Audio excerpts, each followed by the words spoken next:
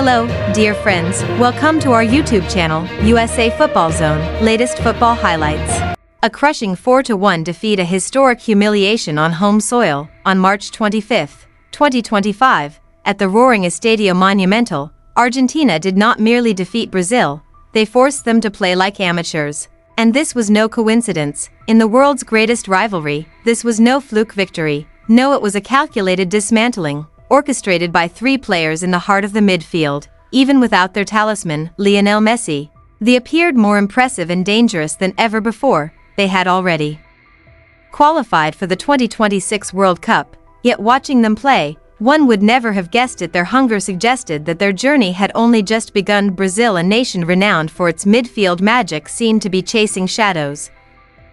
They simply could not contain the team clad in blue and white. Their midfield, comprising players like Andre and Joelinton, was completely overwhelmed and rendered inert. So, how did it all unfold? How did the Argentine trio of Enzo Fernandez, Alexis Mac Allister, and Rodrigo de Paul utterly dismantle Brazil's entire tactical framework? In this video, we will analyze the tactical brilliance that turned the into a mere training session. To understand Argentina's mastery, we must first examine how the Brazilian side crumbled. On paper, a midfield brimming with Premier League talent should have been an unstoppable force, yet, on the pitch, they resembled a disjointed collection of individuals rather than a cohesive unit. Manager Dorival Jr.'s strategy failed from the very outset.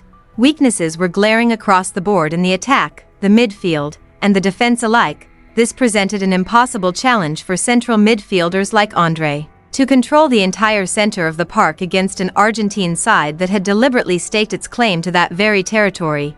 Brazil's pressing was utterly chaotic. It was disorganized and remarkably easy to breach. Whenever Argentina gained possession, they invariably found an unmarked player and, with a single pass, could effortlessly break through the initial layer of pressure. Brazil was merely reacting, always a step behind. By the time they managed to regroup, it was already too late. Capitalizing on their passive defense, Argentina completely dictated the tempo of the game and sliced through their backline with incredible ease. And that defense, in a word, disastrous. Players like Marquinhos and Murillo were constantly caught out of position, utterly failing to track the clever runs originating from Argentina's midfield. There was a glaring lack of coordination and organization. This structural flaw was the puzzle Argentina set out to solve, and the key to every solution lay in the hands of their midfield. How did Argentina pull it off? It began with a consistent, intelligent, and breathtakingly intense high-press strategy. This was no mere aimless running. It was a meticulously planned system of tactics and traps, spearheaded by the indefatigable Rodrigo de Paul. From the very first minute, Argentina swarmed every Brazilian player who dared to touch the ball in their own half. De Paul was the engine of this team. His stamina is legendary, but on that night, he harnessed it with extraordinary precision and composure. He would signal the press, and instantly, Fernandez and Mac Allister would shift into position to cut off all easy passing lanes. It was, in essence, a tactical trap. The player in possession of the ball faced two grim options: attempt a long, speculative pass that would likely be intercepted, or get swarmed by opponents and lose possession. Time and again, Brazil surrendered possession in the most compromising areas of the pitch, handing Argentina direct opportunities to launch their lethal counterattacks. Due to this relentless pressure, Brazil never managed to find their rhythm. Players accustomed to dictating play for their respective clubs found themselves completely disoriented. They were either reduced to making simple sideways passes or losing possession under the relentless pressure from their opponents. Argentina's midfield was more robust, quicker to reach the second ball when the ball rebounds, and simply put, more intelligent. It was about more than just recovering the ball. It was a form of psychological warfare. The Brazilian players grew increasingly frustrated, leading them to make rash decisions and commit numerous errors, both minor and major. Argentina did not merely win this midfield battle, they established complete dominance over the entire zone. Winning possession is one thing, but what you do with that ball is what separates a good team from a great one. And on that night, Argentina truly proved themselves to be the best. Under Lionel Scaloni, they have become remarkably tactically flexible, and their midfield movement served as a prime example of this. The core strategy involved creating an overload, generating pressure by increasing the number of players in the center of the pitch. Rodrigo de Paul and winger Thiago Almada constantly drifted into the middle, thereby creating an additional passing option. This afforded Argentina a consistent numerical advantage over Brazil's isolated midfielders, who were left in a quandary as to whom to mark. If a defender stepped forward, they left a gap behind them. If they did not advance, Argentina would find a player free to launch an attack. This was a tactical nightmare for Brazil. The mastermind behind this entire performance was Enzo Fernandez. It seemed as though a telepathic connection existed between him and Alexis Mac Allister. Mac Allister, in particular, wreaked havoc with his late, surging runs into the box. He was effectively playing the role of a fourth attacker. This constant positional interchange among the players was not merely for show, it was meticulously designed to dismantle Brazil's fragile defense. The second goal served as a prime example of this. The attacking sequence was a symphony of possession that stretched Brazil from one flank of the pitch to the other. Eventually, Noel Molina found himself completely unmarked on the wing.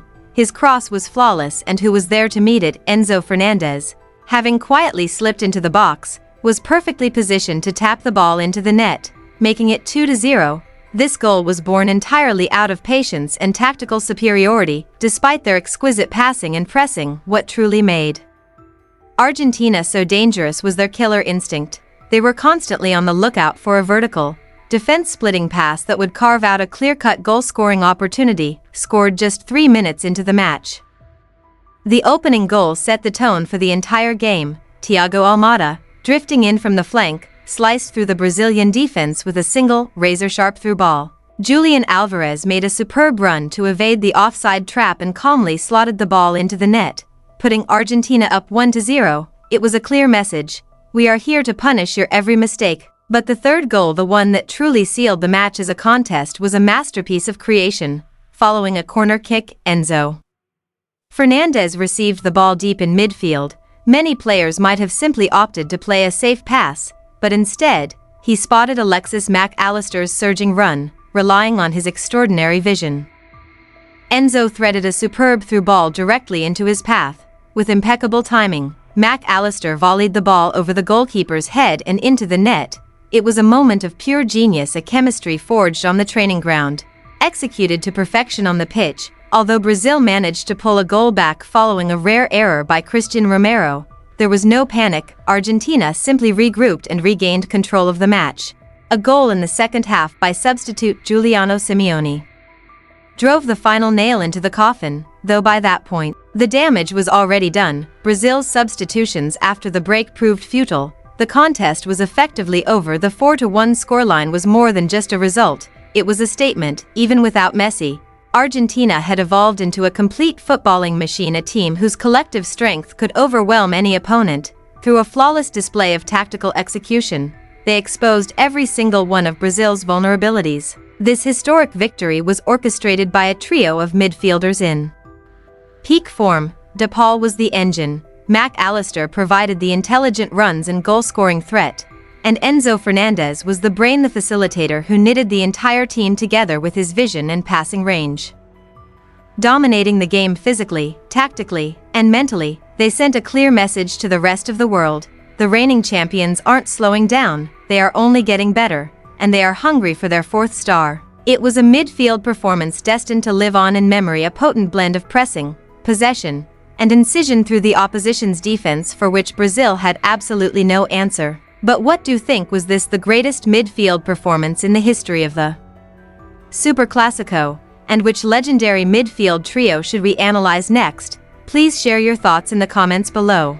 And if you enjoyed this tactical analysis, don't forget to like the video and subscribe to the channel for more in-depth analysis of the beautiful game. Thanks for watching.